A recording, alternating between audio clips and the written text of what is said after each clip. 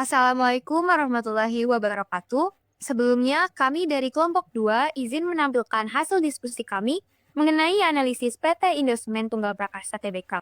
Diskusi ini disusun untuk memenuhi tugas pada mata kuliah pengantar ilmu ekonomi yang diampu oleh Pak Muhammad Fawaid, Master of Economic Development.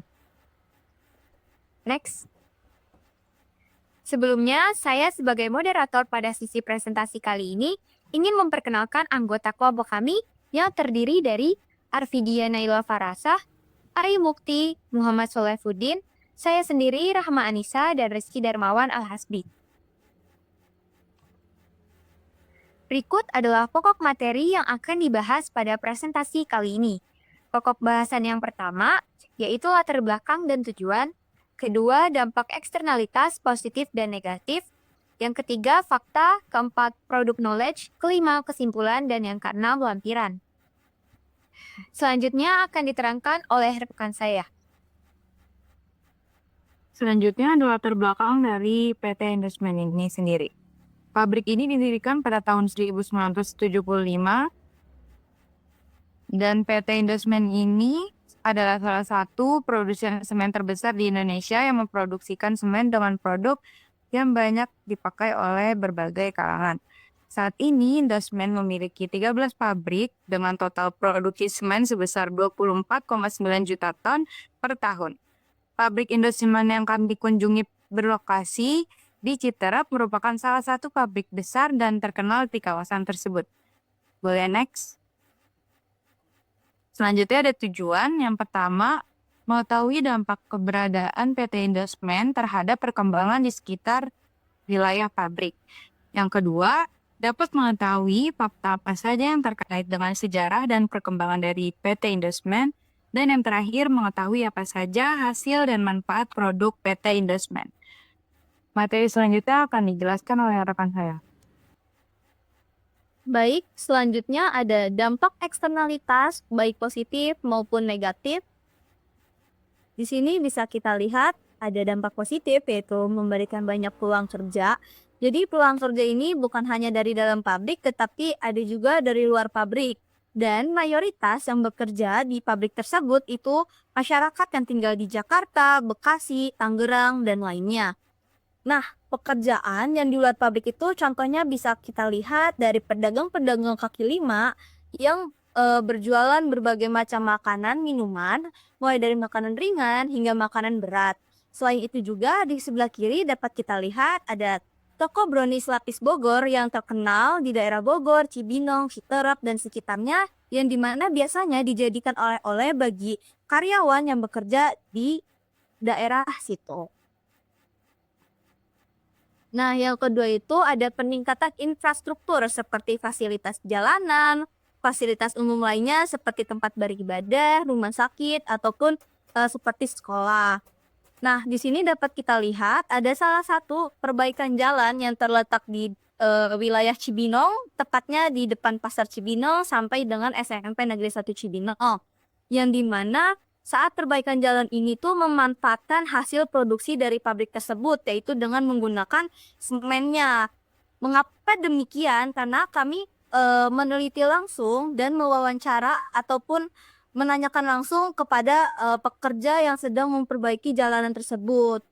Nah, dengan seperti itu, kami tuh jadi tahu dampak baiknya tuh ternyata kita bisa rasain langsung gitu loh. Dan itu dampaknya sangat besar. Selain itu juga ada dampak negatif. Nah, di mana seperti yang kita ketahui juga, yang namanya semen itu pasti nggak jauh dari polusi kan. Nah, masyarakat sekitar itu banyak banget mengeluh karena tidak bisa menghirup udara yang bersih, tidak bisa menghirup udara yang segar. Bahkan di saat mereka bangun tidur pun udara di sekeliling mereka tuh udah tercemar.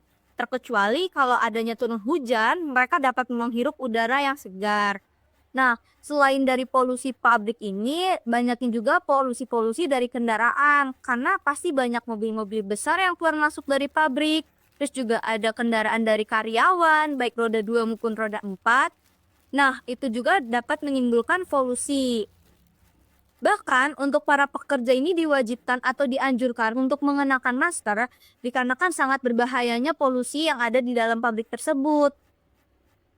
Selanjutnya di sini ada dampak dengan memberikan ketidaknyamanan karena terlalu kerasnya suara mobil-mobil besar dan mesin pabrik yang tidak pernah berhenti bekerja selama 24 jam. Jadi tuh namanya mesin pabrik, terus juga kendaraan motor, mobil yang tiap hari lewat pagi sore, itu kan pasti ngeganggu masyarakat sekitar kan. Itu nggak bisa ngebuat tenang masyarakat yang tinggal di situ. Dan yang terakhir itu ada dampak kekurangan air nih teman-teman untuk masyarakat sekitar.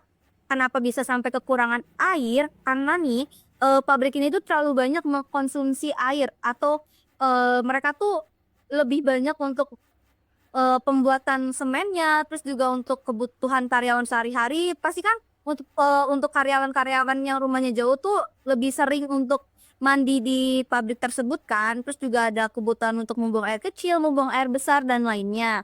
Nah, jadi masyarakat di sini tuh sekalinya bisa mendapatkan air, tetapi airnya tuh terkadang keruh ataupun menimbulkan bau yang tidak sejuk, tidak enak.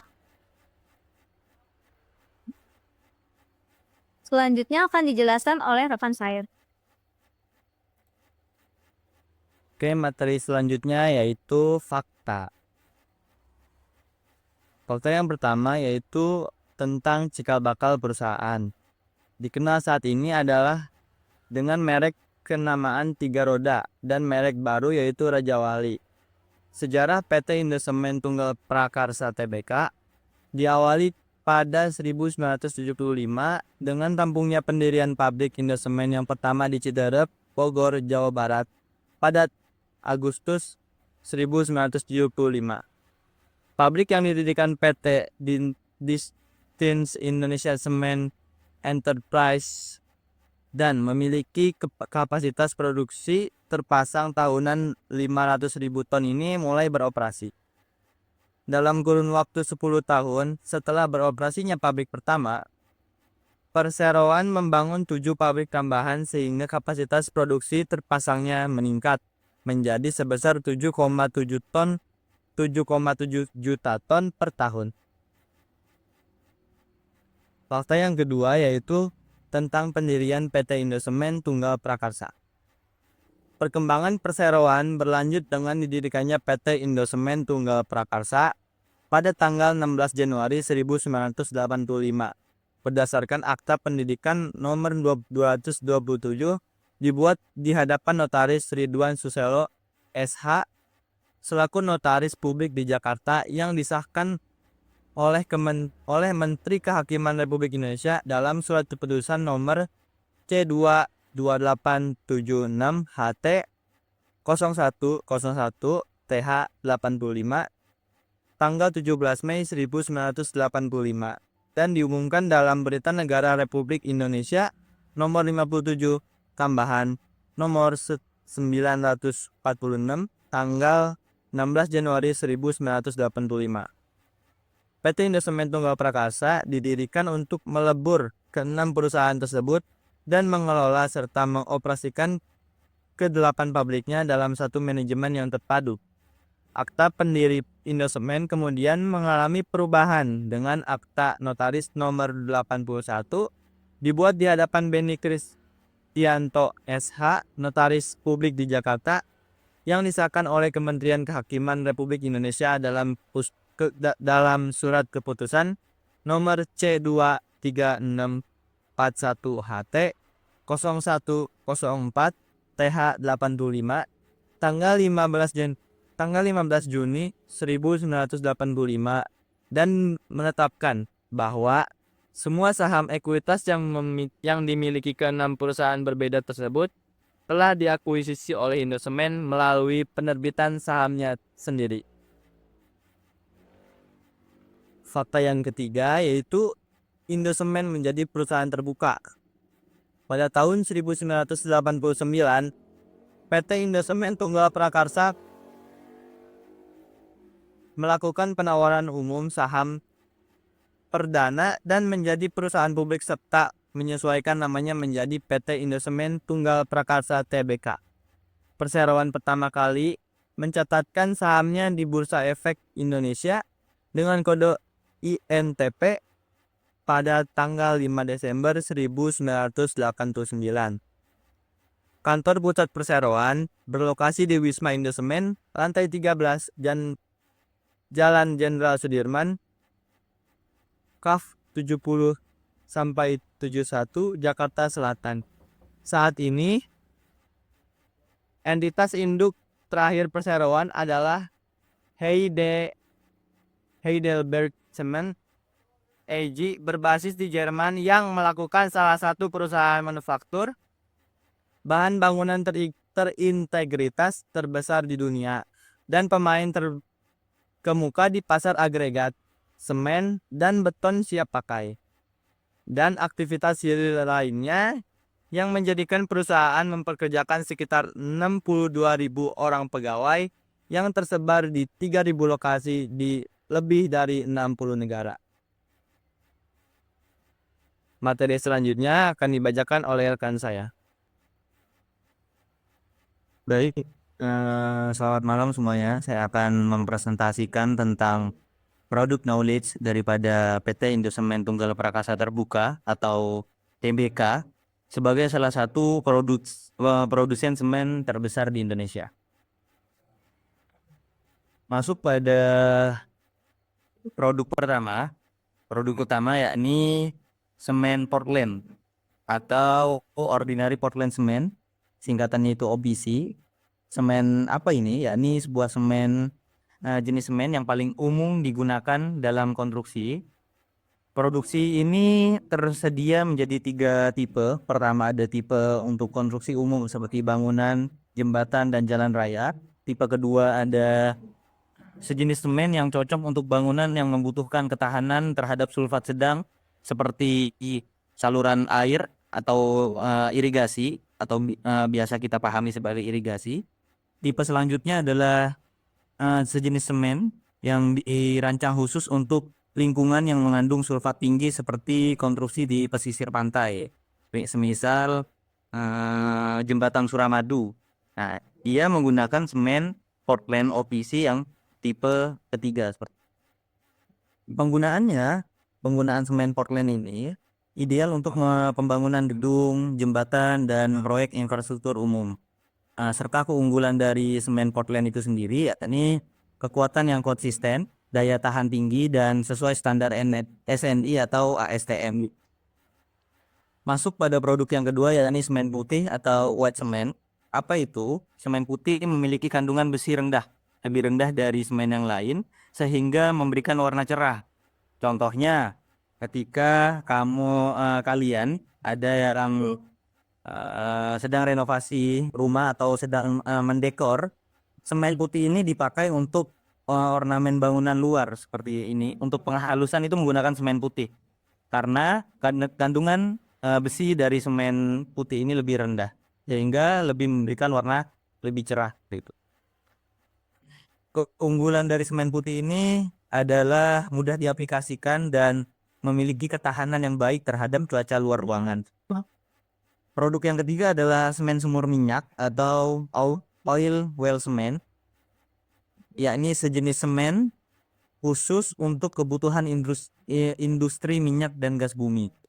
Penggunaannya digunakan dalam pengeboran sumur minyak, pengeboran gas di bawah tekanan dan suhu yang ekstrim. Maka dari itu, semen jenis ini semen yang limited atau khusus untuk semen yang mampu diaplikasikan di bawah tekanan dan suhu ekstrim. Keunggulannya adalah stabilitas tinggi, tahan tekanan, dan mampu bekerja di lingkungan bawah tanah yang keras. Biasanya dipakai di proyek-proyek pengeboran minyak seperti itu. Terakhir adalah beton siap pakai atau ready mix concrete, yakni sejenis beton yang diproses di pabrik untuk siap digunakan di lokasi proyek. Penggunaannya digunakan dalam konstruksi besar seperti jalan tol, pelabuhan, gedung pencakar langit, dan bandara. Keunggulannya praktis, hemat waktu, kualitas campuran konsisten, dan efisiensi konstruksi meningkat. Ini biasanya sering kita jumpai di daerah-daerah Tanjung Priok. Itu bukan aspal, tapi mereka pakai beton siap pakai ini atau bahasa Inggrisnya adalah ready mix concrete seperti itu. Selanjutnya keunggulan produk. Keunggulan produk. Oh ya, ini sudah keunggulan produk. Bentar. Selanjutnya adalah keunggulan produk. Keunggulan produk dari Indosemen ini adalah kualitas unggul gitu. Kenapa bisa dikatakan kualitas unggul? Karena diproduksi dengan teknologi yang canggih dan kontrol mutu ketat untuk memastikan produk yang dihasilkan ini sesuai dengan standar nasional atau SNI dan standar internasional atau ASTM gitu. Terus juga keunggulan lainnya adalah ragam produk. Dari yang kita lihat dari produk-produk yang tadi sempat saya jabarkan dari semen Portland, semen putih, oil well semen atau ready mix concrete. Keunggulan dari produk semen bisa disimpulkan adalah ragam produk gitu. Mereka menyediakan berbagai portofolio lengkap yang mencakup semua kebutuhan konstruksi dan residensial hingga infrastruktur besar seperti itu. Yang ketiga adalah inovasi ramah lingkungan. Terlepas dari fakta-fakta yang telah dijelaskan teman saya, produk Indosemen ini tetap berkomitmen menciptakan produk yang berinovasi ramah lingkungan, yakni mengurangi emisi karbon dengan teknologi berkelanjutan dan penggunaan bahan bakar alternatif seperti itu. Terakhir adalah distribusi luas. Dengan sependek yang kita ketahui dalam dunia marketing, kita bisa lihat bahwasanya Indosemen ini memang merupakan sebuah produsen semen yang terkenal di Indonesia, sehingga dengan jaringan distribusi yang luas memastikan bahwa produk dari Indosemen tersebut mudah diakses di seluruh Indonesia seperti itu. Boleh slide selanjutnya. Nah, manfaat dari produk Indosemen yang dihasilkan ini ada 3 sektor yang merasakan. Pertama adalah konsumen individu, yakni para masyarakat, ada konstruksi, dan terakhir ada pemerintah seperti itu. Manfaat terhadap konsumen yakni memberikan material yang berkualitas tinggi yang memastikan bangunan tahan lama. Kedua adalah mendukung proyek dengan berbagai kebutuhan spesifik seperti ketahanan lingkungan ataupun estetika sekalipun seperti itu. Dan kedua, manfaat terhadap konstruksi yakni mempercepat pembangunan dengan solusi inovatif seperti beton siap pakai. Nah, ini manfaat dari beton tadi. Jadi dia lebih efisien waktu untuk mengaplikasikannya. Yang kedua adalah menawarkan produk dengan harga kompetitif yang meningkatkan efisiensi proyek besar gitu. Ini untuk konstruksi. Jadi ketika ada proyek, mereka lebih memilih Indosemen karena harganya lebih berkompetitif di pasar sehingga meningkatkan efisiensi proyek besar. Terakhir adalah pemerintah, yakni manfaatnya berkontribusi pada pembangunan infrastruktur strategis seperti jalan tol, jembatan, pelabuhan, dan bendungan. Yang kedua adalah membantu mewujudkan kemandirian infrastruktur Indonesia dengan mengurangi ketergantungan pada impor semen. Sebagaimana kita ketahui, Indosemen adalah produsen semen asli Indonesia sebenarnya. Boleh di next? Komitmen keberlanjutan. Indosemen menunjukkan dedikasi terhadap keberlanjutan melalui beberapa langkah utama. Pertama, teknologi ramah lingkungan, yakni menggunakan bahan bakar alternatif seperti limbah biomasa dan limbah industri untuk mengurangi konsumsi bahan bakar fosil. Kedua, mengimplementasikan sistem pengelolaan emisi yang canggih untuk meminimalkan dampak lingkungan seperti itu. Yang kedua, komitmen keberlanjutan dari Indosemen adalah pengelolaan limbah. Limbah hasil produksi itu didaur ulang menjadi bahan baku tambahan dalam proses pembuatan semen, mendukung konsep ekonomi sirkular.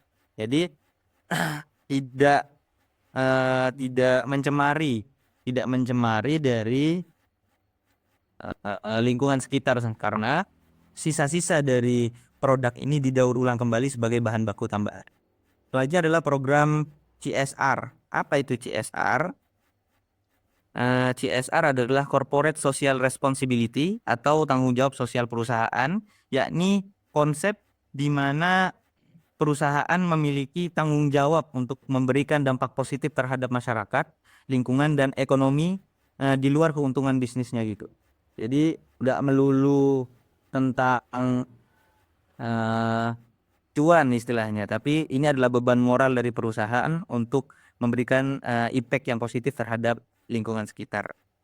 Bagaimana program CSR dari Indosemen ini yang ditawarkan Indosemen ini adalah berkontribusi pada pengembangan masyarakat sekitar melalui penyediaan fasilitas umum seperti sekolah, tempat ibadah, dan pusat kesehatan juga. Yang kedua adalah mengadakan pelatihan keterampilan kerja bagi masyarakat lokal untuk meningkatkan taraf hidup mereka. Jadi dengan adanya Indosemen ini, para masyarakat itu diadakan pelatihan keterampilan kerja sehingga masyarakat yang mulanya buta terhadap taraf hidup mereka bisa lebih baik lagi dengan adanya program CSR dari PT Indosemen Tunggal Perkasa ini. Selanjutnya boleh di next. Selanjutnya adalah pencapaian dan reputasi dari PT Indosemen Tunggal Prakasa Tbk. Indosemen telah diakui secara nasional dan internasional atas kontribusinya dalam industri semen dan praktik keberlanjutan. Penghargaan dan sertifikasi yang diperoleh mencerminkan komitmen perusahaan terhadap kualitas lingkungan dan tanggung jawab sosial. Dengan produk unggulan, teknologi canggih dan dedikasi terhadap keberlanjutan, Indosemen menjadi mitra terpercaya dalam mendukung pembangunan yang kokoh, estetis, dan berkelanjutan. Mungkin itu saja yang dapat saya presentasikan pada materi product knowledge. Selebihnya saya akan kembalikan kepada moderator Saudara Rahma Anissa. Terima kasih. Baik, di sini saya akan menerangkan kesimpulan dari semua materi yang sudah diterangkan oleh para rekan saya. Jadi, PT Indosemen Tunggal Prakarsa merupakan produsen semen utama di Indonesia dengan memiliki 13 pabrik dengan total kapasitas produksi sebesar 24,9 juta ton per tahun.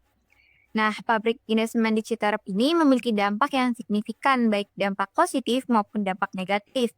Dampak positifnya termasuk peningkatan ekonomi melalui peluang kerja dan perbaikan infrastruktur.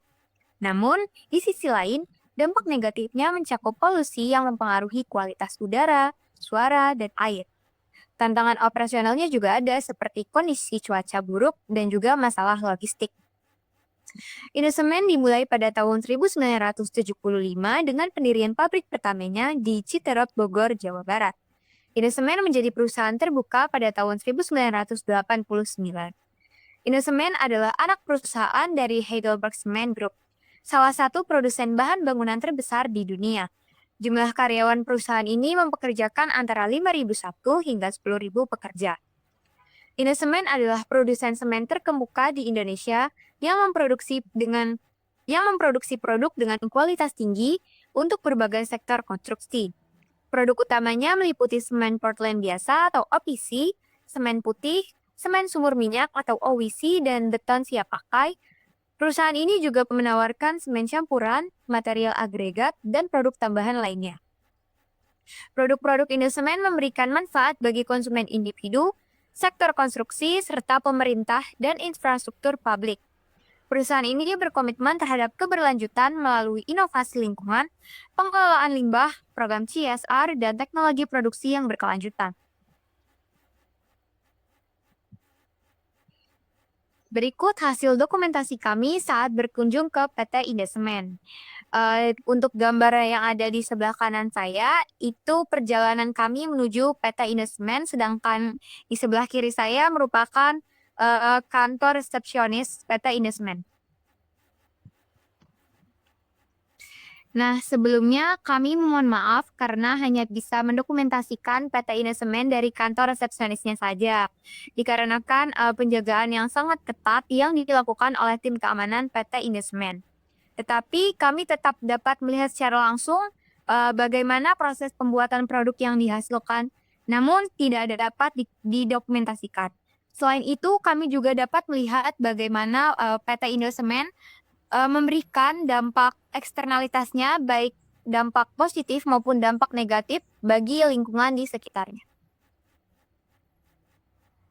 Berikut tampak PT-nya dari luar.